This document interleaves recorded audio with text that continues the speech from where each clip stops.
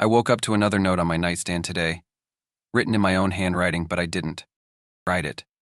The words were jagged and frantic, smeared as if written in desperation, warning me to stay away. The strange part? The ink wasn't dry, as if it had just been written. Each note I find grows darker, whispering secrets about things I don't remember doing. I'm terrified the next one won't be a warning but a confession. It started as a whisper, a subtle, strange feeling that something was wrong, something I couldn't explain, something just beneath the surface.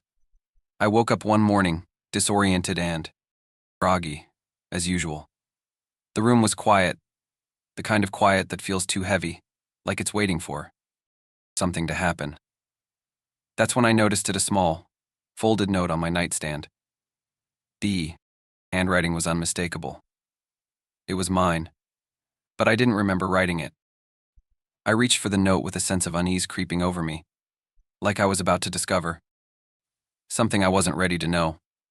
Unfolding it, I read the words written inside, "Stay away from the attic."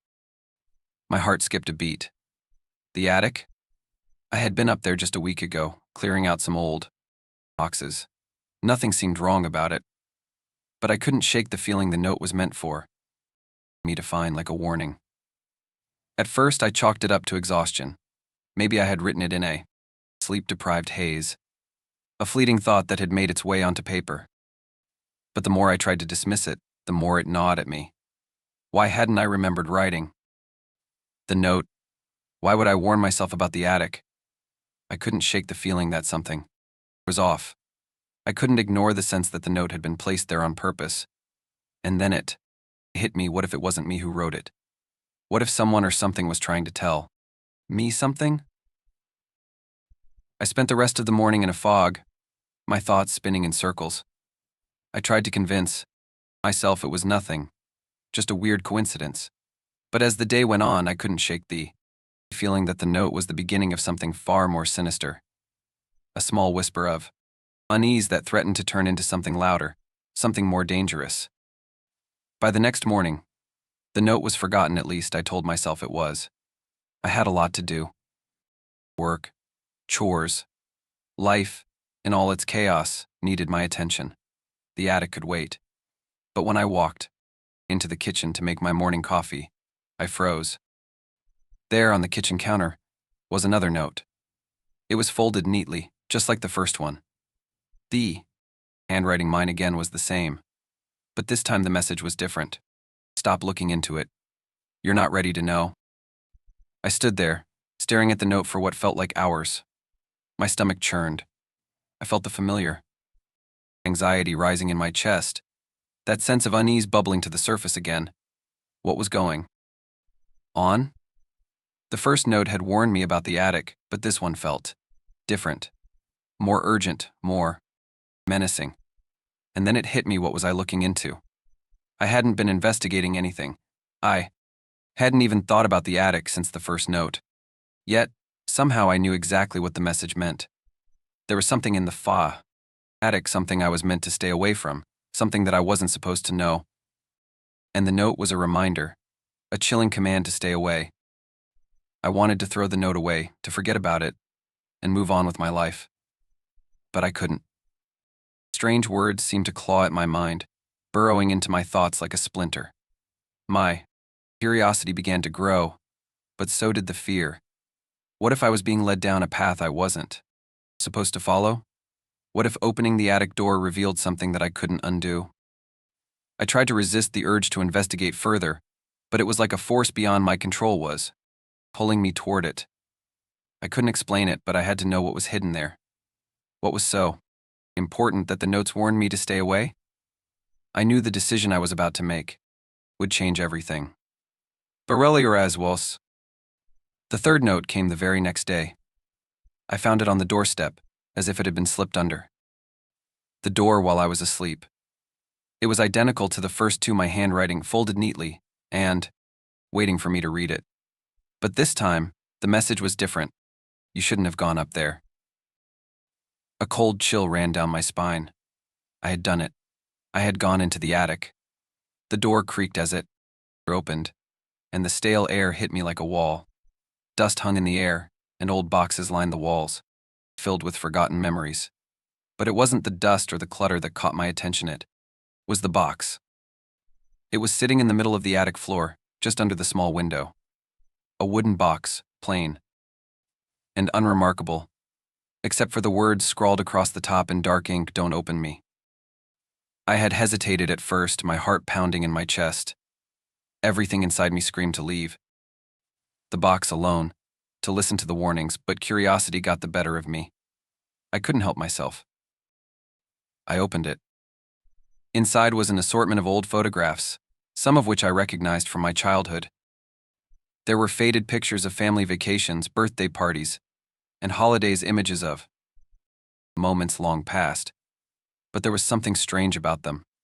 Faces I couldn't place, places I didn't remember visiting. As I dug deeper into the box, I found a small notebook. Its pages yellowed with age. I began flipping through it, my fingers trembling. The writing inside was familiar, too familiar. It was my handwriting. I had no memory of ever writing the things inside the notebook. There were detailed accounts of events that had never happened, descriptions of places I had never visited, and worst of all entries about things I couldn't explain. Strange figures that appeared in the night, whispers in the dark, and a growing sense that I wasn't alone in the house. The entries grew darker as they went on, and the final entry made my blood run cold. I am not who I seem to be. I am you, and you are me. I shut the book with a violent snap, my mind racing. I couldn't breathe. The attic felt suffocating, the walls closing in on me. I looked around, suddenly aware of every shadow, every creak of the house. I wasn't alone. Something was in here with me. I ran down the stairs, my heart racing, but the moment I reached the bottom, I froze. The note was there on the hallway table. Another note. This one was different than the others. It was much older, the paper yellowed and torn. I unfolded it slowly, my hands shaking. It's too late. You've already opened the box. Now you'll never leave. A voice, soft and low, echoed in my mind. It was mine. But it wasn't. It was a warning. The attic. The notes. The box, everything had been leading me here, to this moment. And now there was no turning back. I wasn't sure if I had made a mistake by opening that box or if I was meant to do it all along. But one thing was clear, whatever had been waiting for me in the attic had been planning this all along. And now, I had opened the door to something far worse than I could ever have imagined. The first few days after finding the second note were unsettling, but I tried to carry on with my routine. I ignored the overwhelming urge to go up to the attic and investigate what was hidden there. But every time I looked at the note, I felt this gnawing dread deep in my stomach. I couldn't shake the feeling that I was being watched, that something was following. Then, one night, I found another note. This one was different. It wasn't in the neat handwriting I had come to expect, but rather written in a hurried, frantic scrawl. The message was simple but deeply chilling. You don't remember, but you've seen them. You've seen them before. I stared at the note for what felt like hours. The words seemed to swim in front of my eyes, refusing to make sense. It was like a part of me was screaming to remember, but I couldn't. My mind felt foggy, like it was holding back a truth that I couldn't access. That night, I had a vivid dream. I was in the attic again, surrounded by the boxes I had ignored for so long. But this time something was different. There were shadows moving around me, figures I couldn't quite make out. I reached for one of the boxes, but before I could open it, a hand grabbed my wrist. It was cold, and the fingers tightened around me like a vice. The voice came then, low and guttural. You've seen them before, but you don't remember. I woke up with a start, my heart racing in my chest. I couldn't remember the dream fully, but the remnants of it lingered in my mind like a bad taste.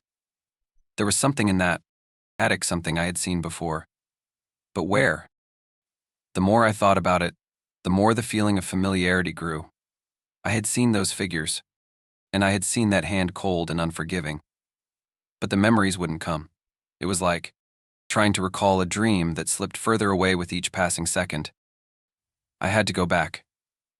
It was the only thing on my mind, the only thing that made any sense. The attic, the shadows, the hand, the notes. I had to know the truth. The next morning, I couldn't ignore the pull any longer. The urge was overwhelming. I grabbed the flashlight and made my way up to the attic. The door creaked as I opened it, the familiar scent of dust and old wood filling the air. But something was different now. The silence was oppressive, heavier than before. I stood there for a moment, trying to steady my breathing. The darkness seemed thicker here, like it was hiding something I wasn't supposed to find. Slowly, I stepped forward, my flashlight beam cutting through the shadows. Then I saw it. The box. The same box from my dream. It was sitting there waiting for me in the center of the attic. But this time, the lid was slightly open. A sense of dread settled over me as I walked toward it, every instinct in my body screaming to turn back. But I couldn't. I couldn't leave without answers. I reached down and opened the box, my hands trembling. Inside, I found more. Pictures of me. But they weren't the ones I remembered. They were different, older, and the faces in the photos were not all familiar. I flipped through the pictures, and then I found it. A photograph that stopped me cold. It was a picture of me, standing with a group of people I didn't recognize. But it wasn't the strangers that disturbed me, it was my own face. The expression was wrong. There was something dark. Behind my eyes, something hollow. As I stared at the photo, a memory suddenly rushed back like a flood breaking through a dam. I remembered the night I took that photo. I had been at a party, surrounded by people I knew, laughing and having a good time. But then, everything had shifted. I had excused myself from the group and wandered into the dark. I couldn't remember what happened next, but the memory of those eyes, those dark, empty eyes stayed with me. The realization hit me like a punch to the gut. Those people weren't strangers. They were my friends, my family, my past. But what had happened to me? Why didn't I remember them? Why didn't I remember that night? The fear that had been building inside me suddenly bloomed into full-blown terror. I wasn't who I thought I was. There was a version of me, a person I had forgotten. And whatever had happened to me back then, it had changed me forever. It wasn't just the photographs that haunted me. It was the realization that my past was slipping away from me, like sand through my fingers. The more I looked at the notes, the more I tried to piece everything together, the more I came to understand I had been someone else before, someone I wasn't supposed to remember. But there was more. There were the notes, each one a reminder that I wasn't safe, that I hadn't uncovered everything. The last note I found in the attic sent chills down my spine. It was written in the same hurried, frantic scrawl as the previous one. You will never escape. They're coming for you. It was that simple, that terrifying. The message was a warning. But who was coming for me? And what did it mean that I had seen them before? I had no answers. Only more questions. And that terrified me more than anything. I tried to leave the attic, but as I turned to leave, the door slammed shut. The noise was deafening, the wooden door rattling on its hinges. I tried to push it open, but it wouldn't budge. Panic gripped me. I pounded on the door, shouting for help, but I knew it was pointless. There was no one there. No one but me. And then, as I backed away from the door, I saw it. A figure standing in the shadows. It was tall, dark, and featureless like a silhouette against the dim light of the attic. I couldn't make out its face, but I knew it was watching me, waiting. A cold, whispering voice filled the room, seeping into my thoughts. You've seen them before, but now, you will never forget. I turned to run, but my legs wouldn't move. It was as if the floor had turned to ice beneath me. I tried to scream, but my voice was lost in the silence. The figure stepped forward, and I could finally make out its face. It was mine. The reality of who or what I had become began to sink in. I wasn't just haunted by my past. I was trapped in it. The darkness that had once been a shadow in my mind was now a full-blown nightmare, a nightmare that I could no longer escape. There was no escaping what I had been. The things I had done. The things I had forgotten. The box had opened the door to a past I wasn't meant to remember. But now, it was too late. I was not just a victim of my own forgetfulness, I was the architect of my own horror. And I had no way out. It began innocuously enough. A single note slipped under the door, written in my own handwriting. It wasn't the first time something like this had happened, but this note felt different. The words were crisp and urgent: stay away from the house on Maple Street. My first thought was that it was a mistake. A practical joke, maybe. But something about the note didn't sit right with me. The handwriting was perfect, too perfect. It looked like I had written it just the night before, yet I had no memory of doing so. The note sat in my hand for hours. I couldn't shake the unease creeping over me. What was so important about the house on Maple Street? I couldn't recall any particular connection to that place. Sure, it was a few blocks away from my old neighborhood, but that was it. Yet, my mind was drawn to it, like a magnet pulling me in. I tried to ignore the compulsion to investigate, but the note haunted me, its warning ringing in my ears. A week later, another note appeared. This one was even more specific: do not go there. Tomorrow. The urgency in the words was palpable, but it wasn't just the words that made my skin crawl, it was the timing. I had planned to drive past Maple Street the very next day. I had no memory of making that decision, but the note seemed to be predicting my movements. The anxiety gnawed at me, but I couldn't resist. I had to go. There was something buried deep in my subconscious, a flicker of memory that kept urging me to discover the truth. The more I ignored it, the more persistent the notes became. They were warnings that seemed to be pointing me toward something far darker than I could have imagined. I couldn't stop myself. The pull to go to the house on Maple Street was irresistible. It felt like my mind was being tugged in a direction I had no control over. The next afternoon, I drove to the house, my heart hammering in my chest. When I arrived, I parked across the street, but I couldn't bring myself to approach the house at first. It looked ordinary. Just an old two-story house with a faded red door. Nothing special. But my stomach twisted as I looked up at the windows, feeling like I was being watched. That's when I saw her, a woman standing in the front yard, staring directly at me. She looked familiar, but I couldn't place her.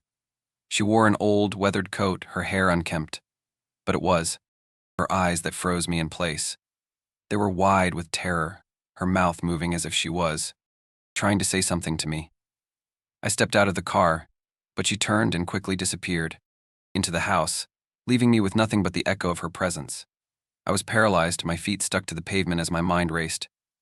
There was no reason I should recognize this woman, but I did. I was sure of it. My instincts screamed that I had seen her before, but when? I walked toward the house, drawn by an invisible force that refused to let me go. As I approached the front door, the door creaked open by itself. My heart pounded in my ears. Inside, the house was dark, its air thick with dust. The silence was deafening. But there, in the hallway, I saw a picture on the wall, a photograph of the same woman standing with a man and a young child. I couldn't look away. I knew the man in the picture. I knew that child. It was me. My breath caught in my throat. I had no memory of this moment, no recollection of the house on Maple Street, or of the woman, or the life in that photo. But it was undeniable. That woman was my mother. That man was my father. And the child in the picture was me, but younger, innocent, untouched by the horrors that would come later. I stumbled backward, my mind racing. The woman from the photo, the one who had stared at me across the yard, was my mother. But what was she doing here? Why had she warned me? to stay away from this place. And why couldn't I remember any of it? The house felt suffocating now, the air thick with the weight of untold secrets. I turned to leave, but the door slammed shut behind me, locking me inside. Panic set in as I tried the handle. Wouldn't budge. I was trapped. I turned back to the hallway, my eyes scanning the space. The walls seemed to close in, the shadows stretching toward me like they were alive. I needed to get out, but I didn't know how. I couldn't think. I couldn't breathe. It was then that I noticed something at the end of the hall, a door that I hadn't seen before. It wasn't there a moment ago, I was sure of it, but now it was wide open, and I could see something inside a dark, cold room. I walked toward it, each step heavier than the last. The closer I got, the more the air seemed to thicken, and then I heard it. A voice. Soft, like a whisper, but filled with urgency. You shouldn't. They have come. I stopped dead in my tracks. The voice sounded like mine, but twisted like a reflection of my own fear and confusion. A moment later, the door slammed shut behind me, plunging the hallway into darkness. My mind raced as I fumbled for my phone, desperate for light, but it was dead, completely drained. A cold shiver ran down my spine. I was alone. Alone with whatever waited in the shadows. I turned around, but there was no way out. The hallway stretched endlessly before me. And then, from the darkness, the woman appeared again, standing at the far end, her eyes filled with something I couldn't name, something ancient, something broken. It hit me then. She was the silent witness, the one who had seen everything, who had watched me and my family fall apart, watched me forget who I was. And now, I was the one who would bear witness to the horrors that had been buried in this house for so long. As I backed away, I realized with sudden clarity that this wasn't a mistake. It wasn't just a random house or a random memory. I was here because I needed to be here. The house on Maple Street was where it all started, and it was where it would end. The woman, my mother, stepped forward, her voice breaking through the silence. You remember now, don't you? But I didn't know what to say. I didn't know what to remember. All I knew was that I had been running from the truth my whole life. And now, it was too late to run anymore. The room was suffocating. The air thickened with every passing second, as if the walls themselves were closing in. I stood frozen, the latest note trembling in my hands. It had appeared on the kitchen counter, as always, written in my handwriting. But this one was different. It's too late. They're already here. I looked around the room, my eyes darting from corner to corner, searching for something, anything that would explain the suffocating dread rising in my chest. I hadn't felt this way before, not with the other notes. This time was different. This time, the presence in the air was so thick, I could almost hear it breathing. The lights flickered. The lights flickered. I felt it then, the unmistakable sense that I wasn't alone. A weight pressing on my chest, a shadow creeping from the edges of my vision. I turned, but there was nothing. Nothing but the silence. But the silence was worse than any sound. It was a presence, suffocating, watching, waiting. A whisper floated through the room. I couldn't understand the words at first, just fragments.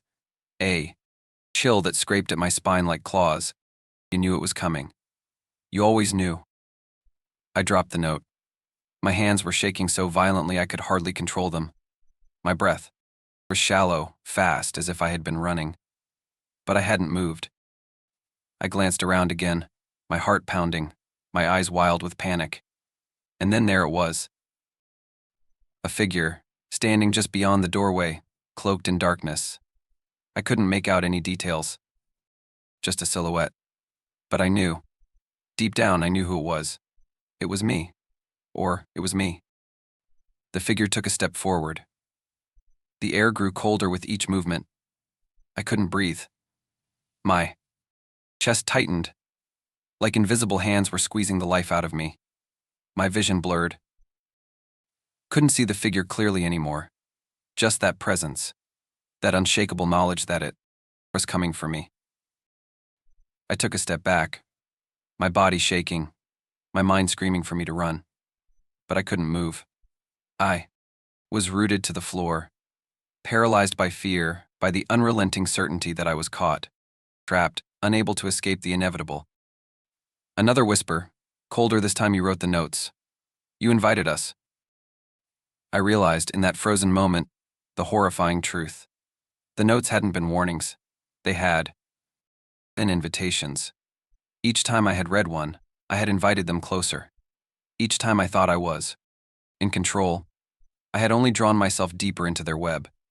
The notes weren't just from an alternate version of me, they were from a version of me that had never left this place, a version of me trapped in this nightmare, sending messages across the veil to pull me in. I stumbled backward, but there was nowhere to go. The door slammed shut with a deafening bang. My pulse raced. The room was smaller now, suffocating. There was no escape. The figure stepped closer, its form flickering like a broken television screen, half real, half shadow. I tried to scream, but my voice was caught in my throat. I could hear my own heart hammering in my ears. It smiled. The expression was twisted, something not quite human. It was me, but it wasn't. It was a mockery of everything I had been, everything I had ever known. You'll never leave, it whispered, the words dripping with a malicious sweetness. I wanted to run, to fight, to do anything to break free of the horror closing in. But I knew it was futile. I had invited it. I had opened the door, and now there was no escape from the other side. The figure reached out, its hand my hand stretching toward me, cold and dead. I felt the pull, like something deep inside me was being drawn into it. I tried to move, but my feet were glued to the ground. Every part of me screamed to escape, but my body refused to obey. The figure's hand grazed mine and everything went black. I woke up to a cold silence, the kind that felt wrong. I was still in my home, but everything was off. The air was heavy, thick with something I couldn't name. The walls seemed to breathe too, shift with every passing moment. It felt like time had stopped, like nothing was quite real anymore. I stumbled toward the door, my head spinning. But when I opened it, the world outside was different. The streets were empty. Not a single car. Not a soul. I stepped outside, my feet unsteady, my mind reeling from the nightmare I had just lived through. But as I walked, I couldn't shake the feeling that I was still being watched. I turned around, half expecting to see the figure standing there in the doorway. But it was empty. I was alone. Or at least I thought I was. The air crackled with an unnatural energy. And then I saw a note on the ground, resting by the door. It was folded neatly, the paper old and yellowed, as if it had been there for years. I bent down, trembling, and unfolded it. It's never over. You're still here. And so are we. I froze, the words searing through my brain like fire. A sudden chill ran down my spine. I looked around, the street now eerily quiet. My heart pounded in my chest, and just before I turned to run, I heard the sound of footsteps behind me. Slow, deliberate, like something or someone was following me. I didn't dare turn around. If you dare, share the story. But beware, each retelling deepens its grip. Do you feel safe as you close this page? Or is something standing just behind you, waiting for you to notice?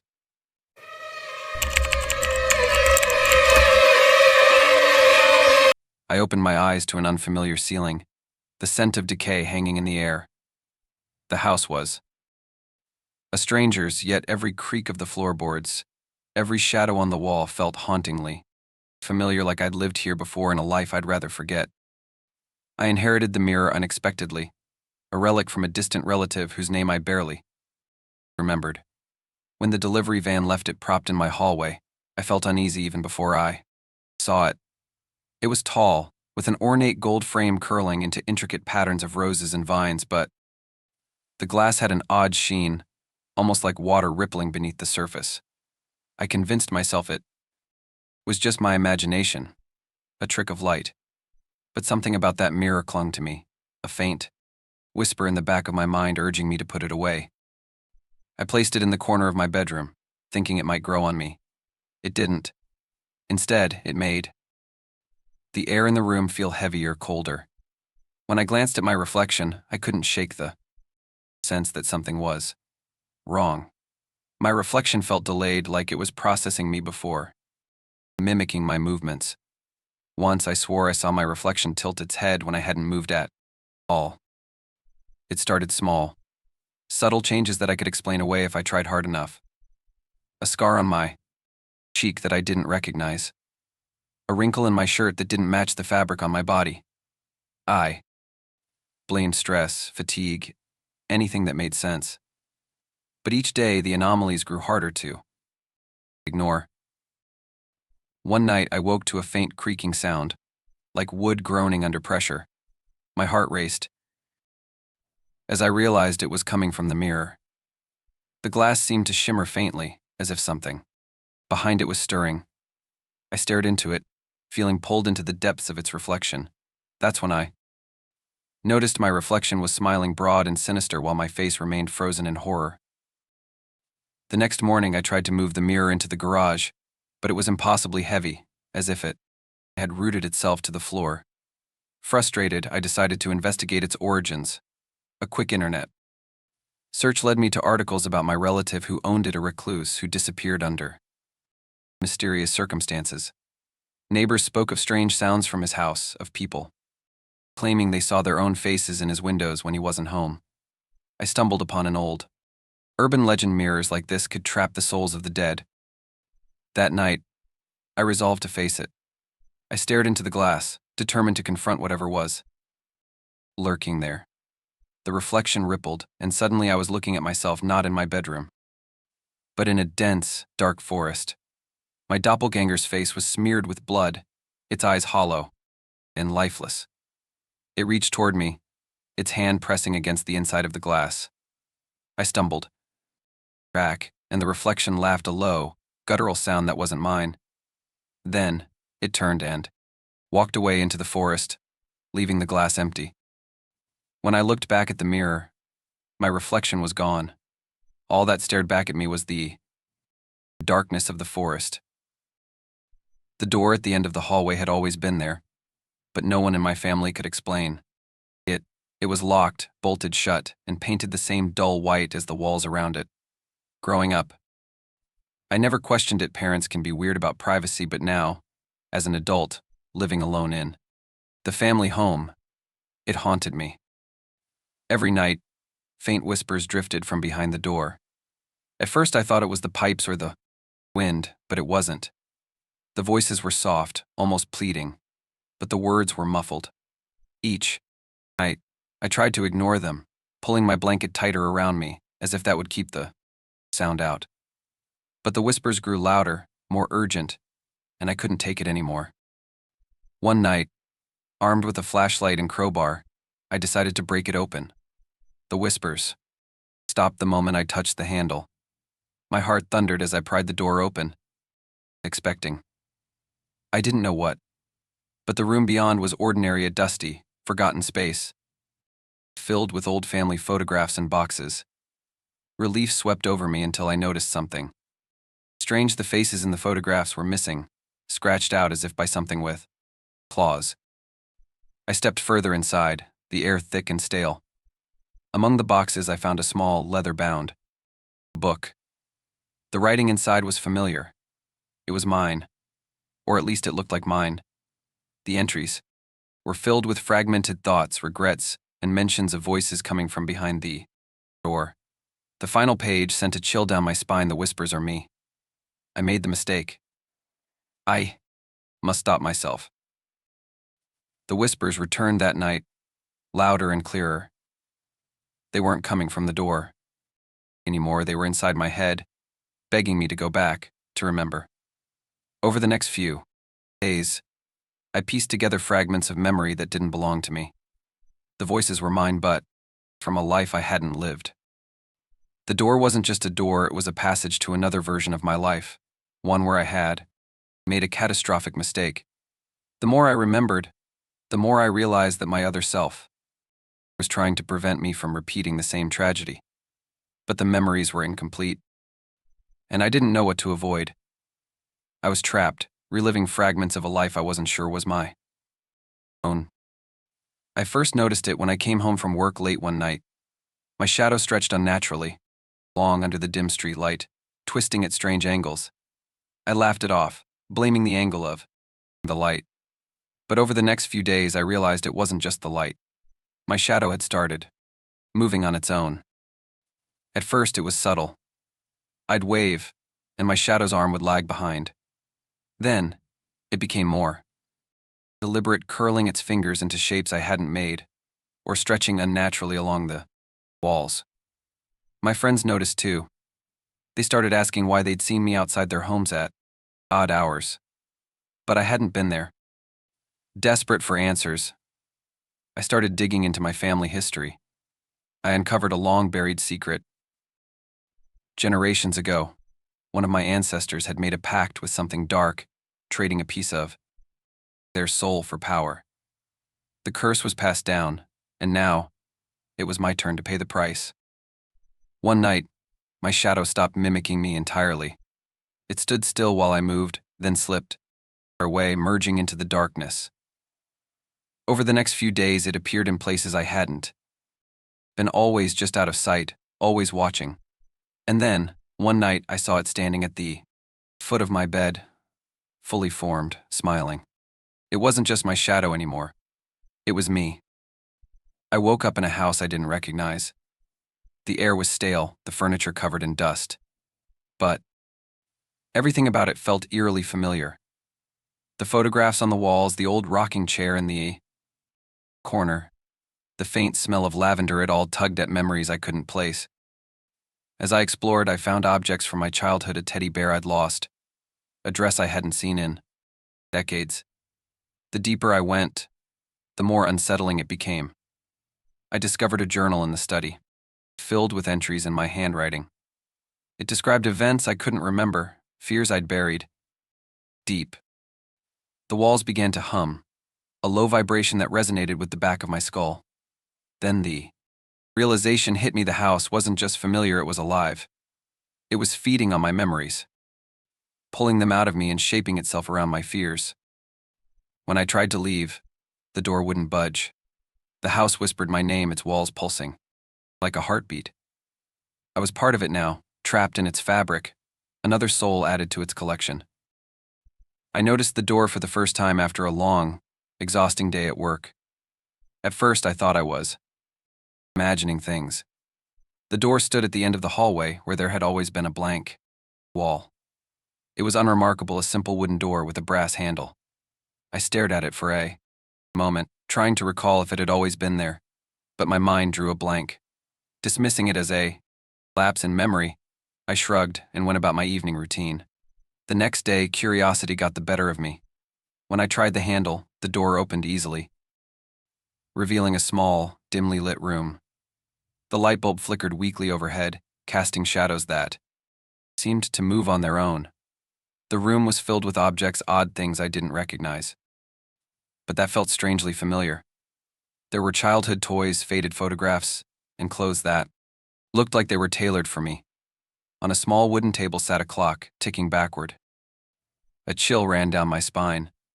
I reached for one of the toys, a stuffed rabbit with one button. And as soon as I touched it, a flood of memories hit me. I remembered owning a rabbit, just like it as a child, but I had no idea what had happened to it. Why was it here? I backed out of the room, shutting the door tightly. But that night, I couldn't sleep.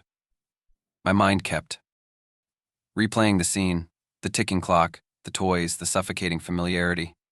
When I finally drifted off, I had vivid dreams of the room. I was a child again, sitting on the floor and playing with the toys. But in the dream, I wasn't alone.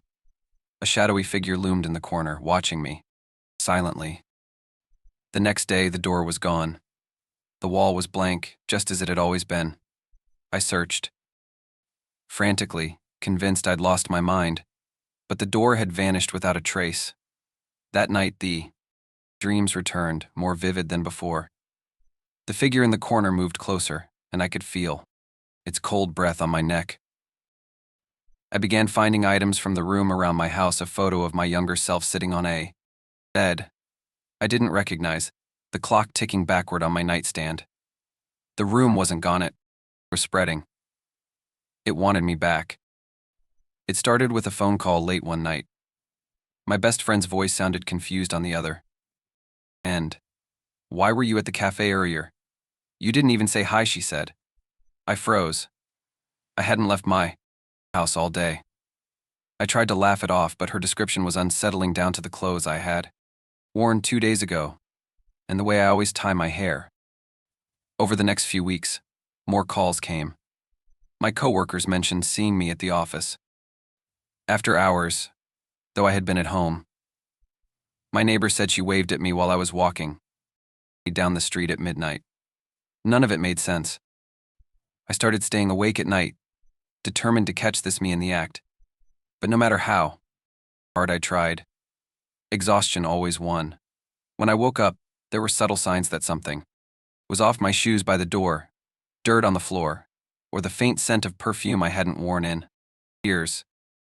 One night I set up my phone to record myself sleeping. Watching the footage the next morning turned my stomach. Around 3 a.m., I sat up in bed, my movements jerky, almost mechanical.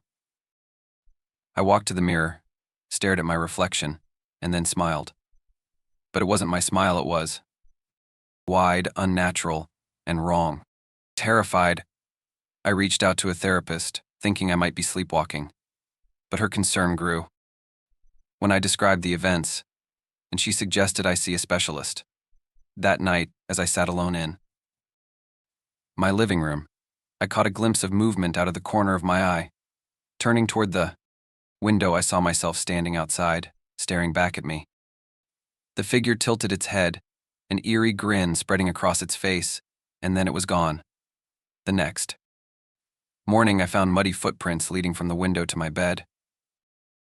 The photograph slipped out from the pages of an old library book one borrowed.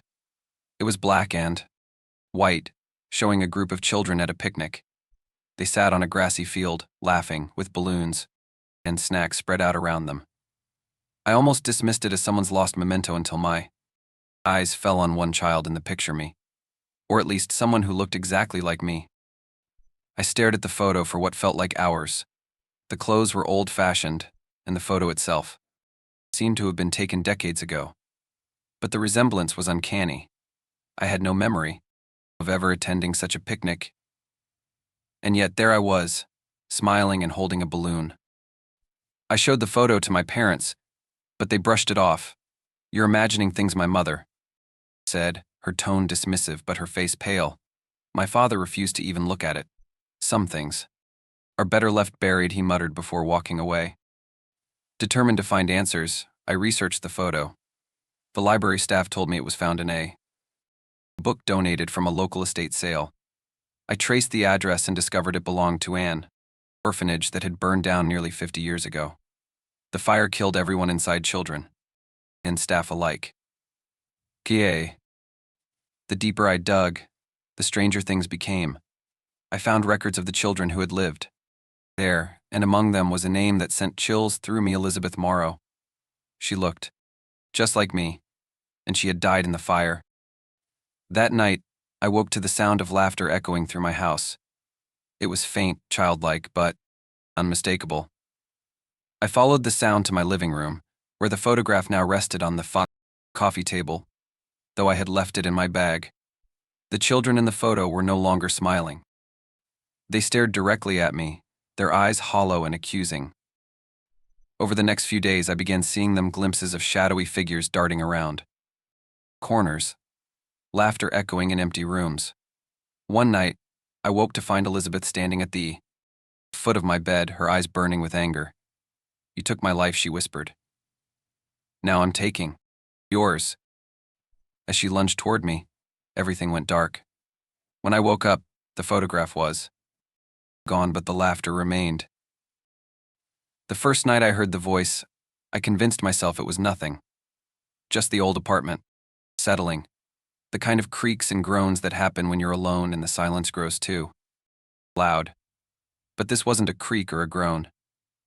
It was a voice of faint, whispery sound that seemed to come from the walls. I froze in bed, straining to hear. The voice was soft, barely audible, but distinctly human. Words danced on the edge of recognition, but I couldn't quite make them out. My logical brain told me it had to be a neighbor, maybe someone on the other side of the paper-thin walls. But something about the sound made my stomach churn. It felt too close, too intimate, like it was meant for me. The next night, the voice returned. This time it was clearer. It called my name. I bolted upright in bed, heart hammering. My breath came in short gasps as I scanned the room. Nothing. Just the soft glow of my bedside lamp and the faint hum of the refrigerator down the hall. I told myself it was a dream, just a trick of my half-asleep mind. But deep down I knew better. The whispers became a nightly occurrence, growing louder and more insistent. They spoke in fragmented sentences, begging, warning, pleading. Help me, don't leave there, here I started sleeping with headphones in, drowning out the voices with white noise. But even then, I swore I could hear them, faint and persistent, clawing their way into my mind. During the day, I tried to ignore it, throwing myself into work and errands. But the apartment had changed. The air felt heavier, like the walls were pressing inward. Sometimes I'd catch movement out of the corner of my eye, a shadow flitting across the room, or the faint outline of a figure in the reflection of the television screen. Each time I'd turn, and there'd be nothing there. One night, the whispers turned into a scream.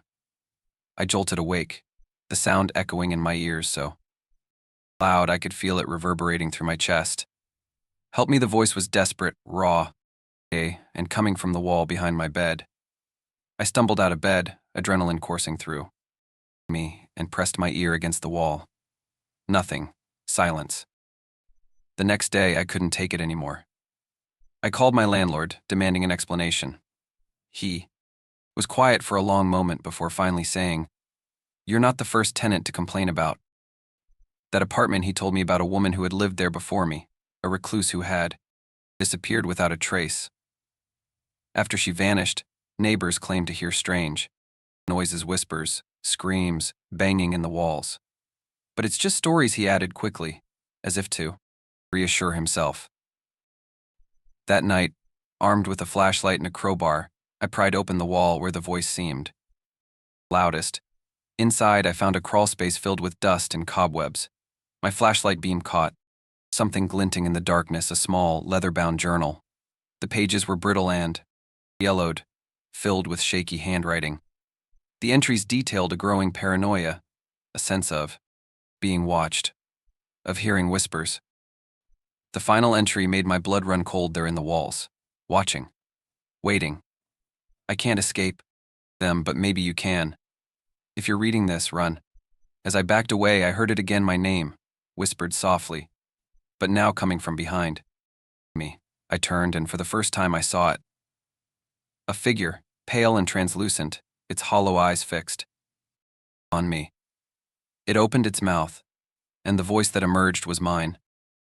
The first time I saw the figure, I was sitting on the couch, watching TV. It was late, and the glow from the screen cast flickering shadows across the room. I glanced toward the window, and there it was, a dark silhouette standing perfectly still, just outside. My heart leapt into my throat. I froze, unable to tear my eyes away. The figure was tall, unnaturally thin, its outline blurred like smoke. It didn't move. It just stood there, watching. I told myself it was a trick of the light, maybe a tree casting shadows in the wind. But deep down, I knew better. The next night, it was there again. This time it was closer, its head tilted slightly, as if studying me. I pulled the curtain shut, my hands shaking, but I couldn't shake the feeling of its gaze, boring into me. Even with the curtains closed, I felt exposed, vulnerable. Over the next few days, I became obsessed with the figure. I avoided the windows, but every time I glanced outside, it was there. It didn't matter which window I looked through, it was always in the perfect position, always watching. I started sleeping with the lights on, but even then, I'd wake in the middle of the night with the unshakable certainty that it was still out there. One night, I worked up the courage to confront it. I grabbed a flashlight and threw open the door, stepping into the cold night air. The street was empty, no figure, no shadows, just the faint rustling of leaves in the wind. I felt foolish, my fear dissipating as I convinced myself it was all in my head. But as I turned to go back inside, I saw its reflection in the window. It was standing right behind me. I spun around, but there was nothing there. My breath came in short, panicked gasps as I stumbled back into the house, locking the door behind me. The figure didn't reappear that night, but I couldn't sleep. Every creak of the house, every whisper of the wind sent chills down my spine. The next morning, I noticed something new. On the window pane was a single handprint, larger than any human hand I'd ever seen. The glass was cold to the touch, and when I tried to wipe it away, it wouldn't budge. It was as if the print was etched into the glass itself. That night, I woke to the sound of tapping. My heart pounded as I turned toward the window. The figure was back, closer than ever. Its face was pressed against the glass, though I couldn't make out any features, just darkness, endless and consuming. And then it spoke. Its voice, a raspy whisper, let me in. I didn't respond. I couldn't move. The figure didn't wait for an answer. Slowly, impossibly, it began to fade, melting into the shadows. I thought I was safe until I turned around and saw the same words, scrawled on the wall in jagged, black letters, let me in. It hasn't stopped watching. And now, I'm starting to wonder if it ever will. The clock struck 1 minute to midnight. Its incessant ticking reverberated through the room, growing louder, each tick a hammer to my skull. The shadows on the walls danced violently, stretching and twisting as if they had come alive. The air was suffocating now, thick with a darkness that pressed against my chest. Couldn't move. My eyes were locked on the clock's face, the hands inching ever closer to zero. I tried to scream, but the sound died in my throat. My reflection in the clock's glass shimmered, unnaturally, no longer mirroring my terrified expression. Instead, it smiled a crooked, malicious grin that didn't belong to me. My reflection's eyes were hollow, black voids that seemed to pull the light from the room. It leaned closer, pressing its palms against the inside of the glass as though it was trying to break free. Tick, tick, tick. The final seconds crawled by, each one a lifetime. My mind raced, desperately searching for an escape. I thought of smashing the clock, but my body wouldn't respond. I was frozen, a prisoner of the thing I had brought into my home. The shadows crept closer, their forms indistinct but filled with malice. They whispered my name, soft and venomous, calling me to join them. With 10 seconds left, the room plunged into utter darkness. The clock's face was the only source of light now, its glowing hands casting an eerie, otherworldly glow.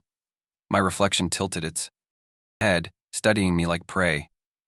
Its grin widened, and I swear I heard it laugh a low, guttural sound. It sent chills down my spine. 5 seconds. The whispers grew louder, overlapping into a cacophony of voices. They weren't just calling my name anymore. They were chanting. I couldn't understand the words, but the tone was clear. They were welcoming me. My reflection's hand pressed harder against the glass, and cracks began to spider web across the surface. 3 seconds. Kent. The shadows reached me. I felt their icy touch wrap around my arms, my legs pulling me closer to the clock.